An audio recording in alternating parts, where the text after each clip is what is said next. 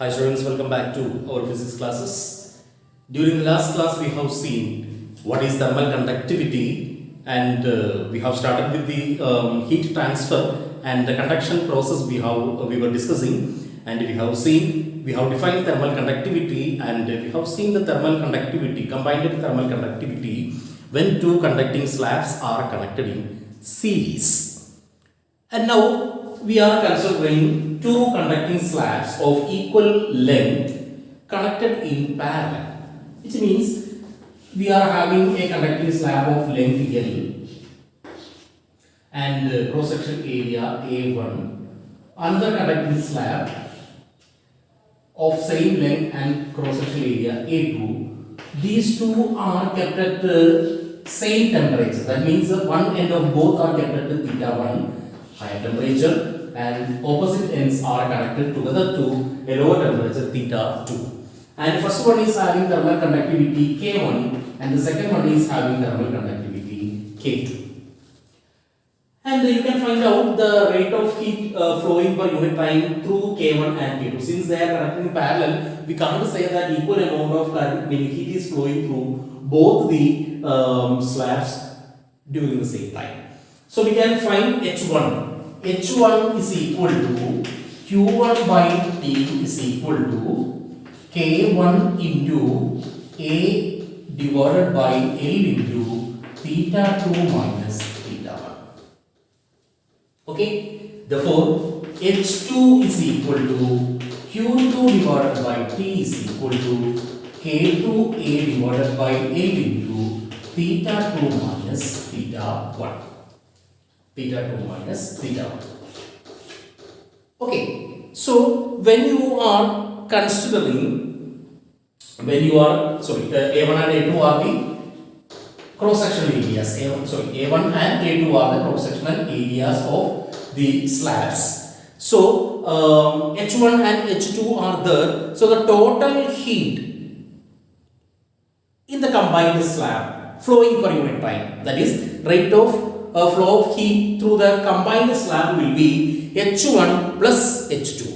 H1 plus H2. So H1 plus H2 is the net rate of flow of heat through the combined slab, which one will be K1 A1 plus K2 A2 into theta 2 minus theta 1 divided by L. Theta 2 minus theta 1 divided by L.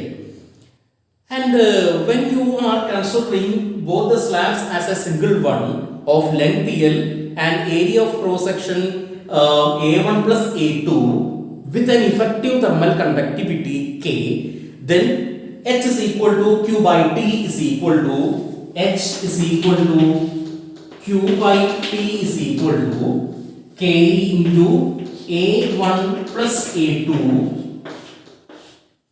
K into A1 plus A2 divided by L into theta 2 minus theta 1. Theta 2 minus theta 1. So when you are comparing these two equations, theta 2 minus theta 1 and L get cancels. From there you can write K1 A1 plus K2 A2 is equal to K into A1 plus A2. Therefore, K is equal to K1 A1 plus K2 A2 divided by K into A1 plus A2. If both are having the same cross-sectional area, K will not be there, K is written here. So, K1 A1 plus K2 A2 divided by A1 plus A2. So if both are having the same cross-sectional area, then A1 equal to A2. So this will become K1 plus K2 into A2 divided by 2A2. A2 get cancels. K is equal to K1 plus K2 divided by 2. K1 plus K2 divided by 2. So that is the effective thermal conductivity when two conducting slabs are connected in parallel. When two conducting slabs are connected in parallel. So whenever they are connected in series, the effective capacitance will be 2 K1 K2 divided by K1 plus K2 when they are having the same length. Here, when two slabs are connected in parallel, if they are having the same cross-sectional area, then the effective thermal conductivity is equal to K1 plus K2 divided by 2. That is the effective thermal conductivity is when conducting slabs are connected in series as well as connected in parallel. See, there are many practical applications of this process of conduction. So in winter, when you are touching a metal surface or iron surface, it will seem to be colder. Why? At winter, your room temperature, your body temperature is more than room temperature. So a iron piece is there, its temperature is less than your body temperature. If when you are touching that surface, what will happen? Heat will flow from your body to that one, because heat is flowing from high temperature region to lower temperature region. So obviously you will feel colder when you are touching a metallic surface. And in winter, it's a correct time to discuss all these matters. Winter is going to start. So when you are during in winter time, you are wearing quilt. You are using quilt and woolen clothes are using. Why it is so? Because when you are using a woolen cloth, in between the threads of these woolen clothes, you can find different many pores are there. These pores can trap some air. Air is a bad conductor of heat. So since that air can't move, you can consider that in the case of convection also. That means this air particle can't be moved.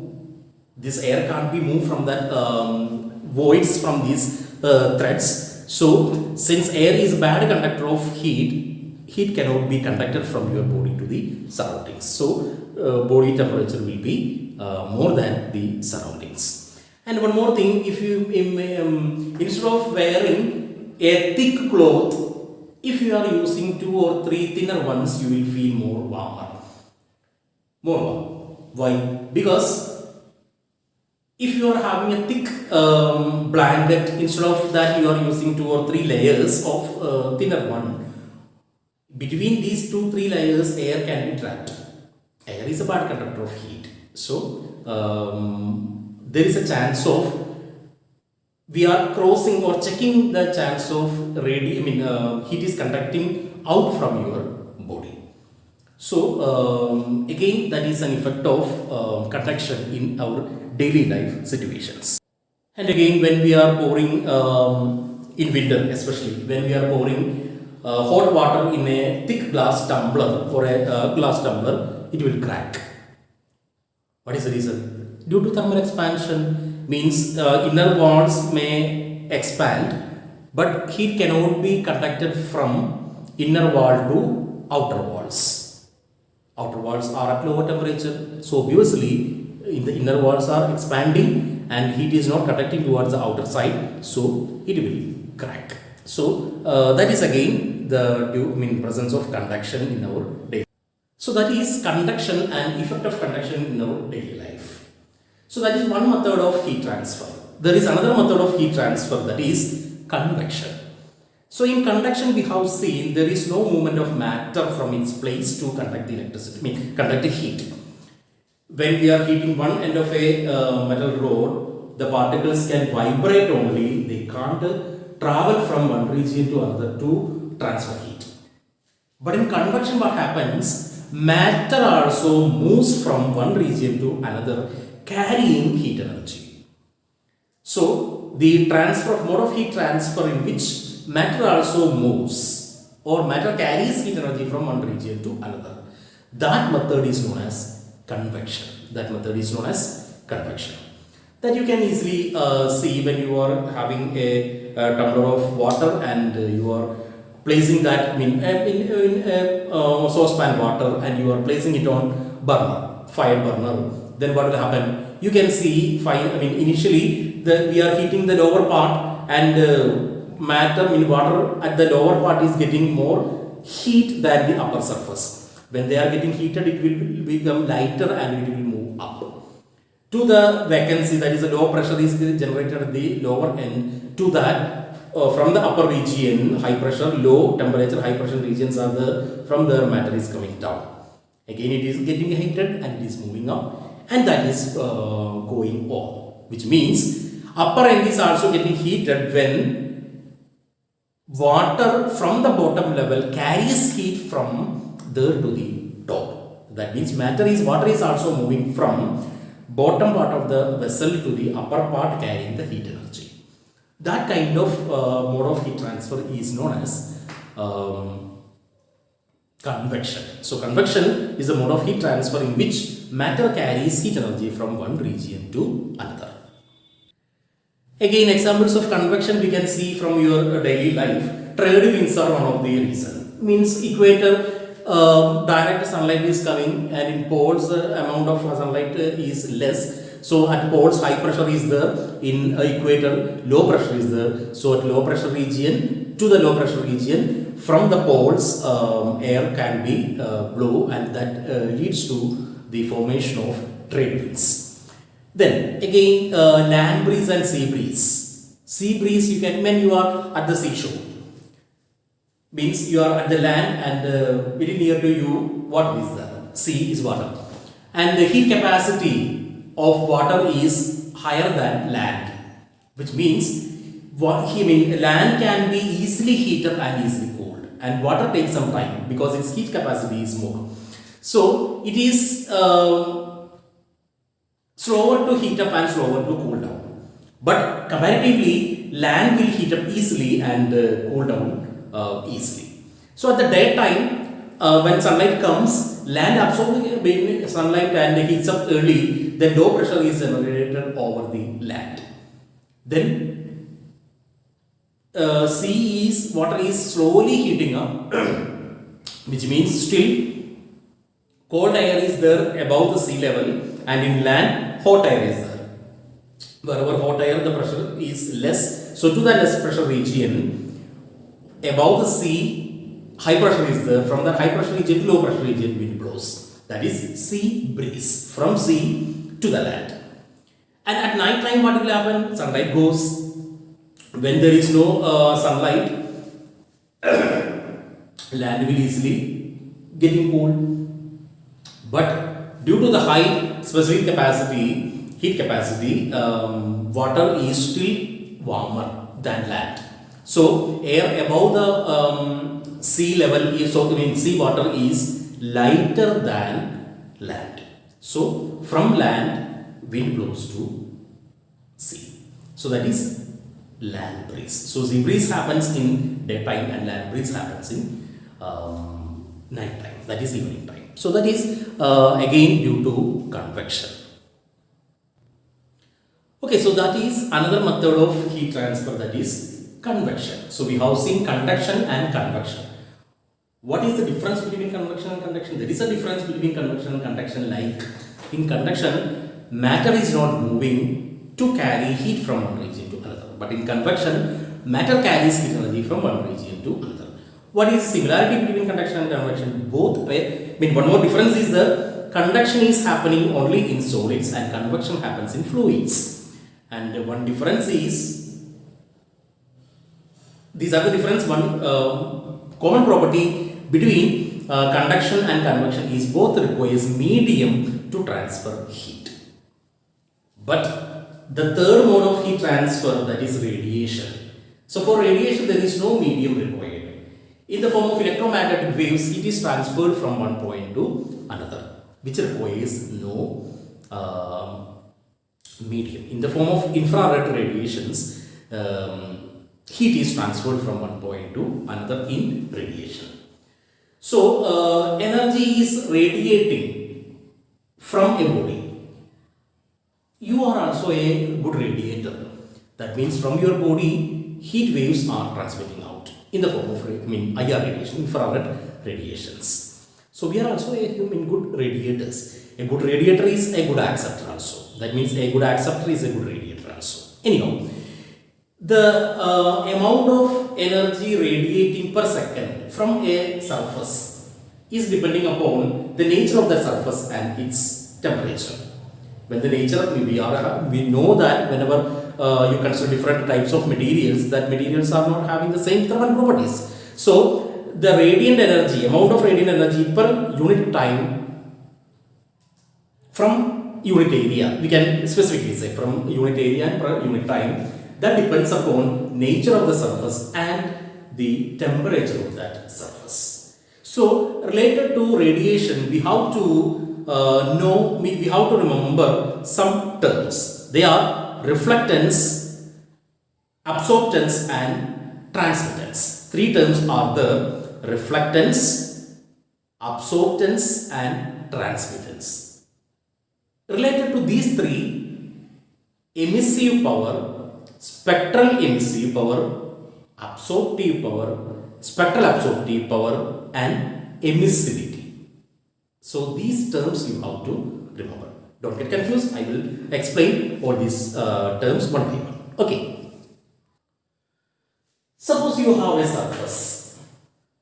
On surface, Q amount of thermal radiations are falling. Thermal radiation means heat waves. Thermal radiations are falling. Q amount of thermal radiations are falling on a surface. From this, Q1 amount of heat is absorbed. Q2 amount of is reflected. Reflected from the surface. When it is falling, some amount of energy is reflecting back. And Q3 amount of heat is transmitted. Okay, then we can say that Q1 plus Q2 plus Q3 equal to Q. From the total amount of energy falling on it, Q1 amount of is absorbed, Q2 amount of is transmitted, reflected, and Q3 is absorbed. Transmitted. Q1 is absorbed, Q2 is reflected, and Q3 is transmitted. Okay, then Q1 by Q is termed as absorbance.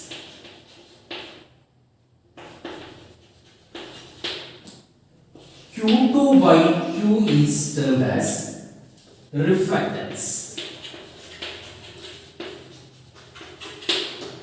Q3 by Q is termed as transmittance.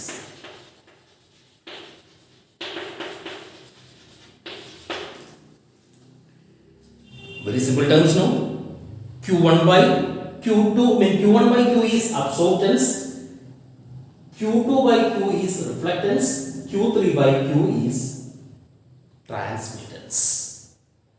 That means amount of heat energy absorbed from total amount of radiant energy falling on the surface. That is absorbance. Amount of heat energy reflected from total amount of energy falling on it. That is reflectance. Amount of heat energy transmitted from total amount of energy falling on it. That is transmittance. So when you are taking Q1 by Q plus and absorbance is A, reflectance is R, and the transmittance is T. So we can say that A plus R plus T equal to 1. A plus R plus T equal to 1. How this can be?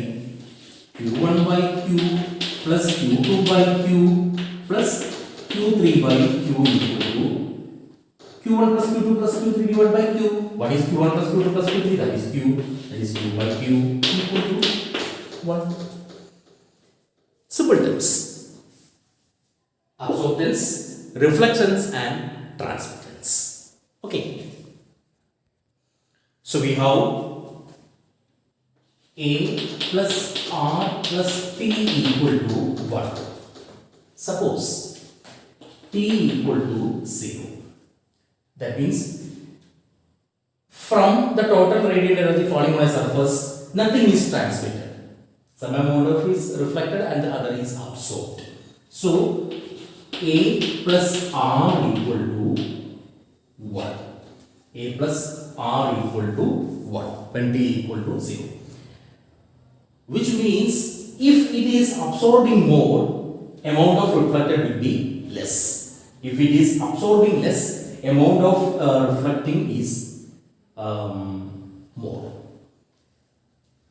Okay, so if a system is not transmitting, then if it is absorbing more, its reflectance will be less. If its absorption is less, then reflectance will be more. So that is one special condition when T equal to 0. And suppose R and T equal to 0. R and equal to T equal to 0. Then A equal to 1. A equal to 1 means Q1 divided by Q equal to 1. When Q1 equal to Q, when Q1 by Q equal to 1, you can say that Q1 equal to Q.